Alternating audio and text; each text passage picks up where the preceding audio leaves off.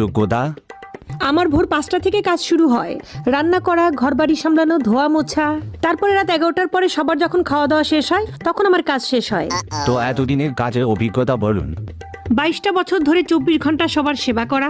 কোনো ছুটি নাই, কোনো বেতন নাই, কোনো অসুস্থতা নাই, আর সবার একই ডায়লগ, সারাদিন তুমি কি করো? তাহলে আপনার স্যালারি কত? সারাদিন শাশুড়ি ভুল ধরতেই থাকে, ননদের অভিমান লেগেই থাকে, আর স্বামী আমার উপর বিরক্ত। এটাই আমার স্যালারি। এতদিন আপনার প্রমোশন কি হয়েছে?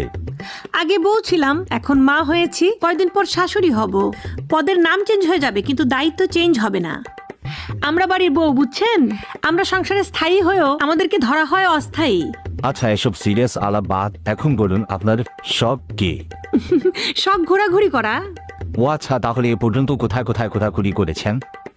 এই যে বেডরুম থেকে রান্নাঘর, রান্নাঘর থেকে বাথরুম, বাথরুম থেকে ব্যালকনি, এই সব জায়গায় আর কি। কি বলেন?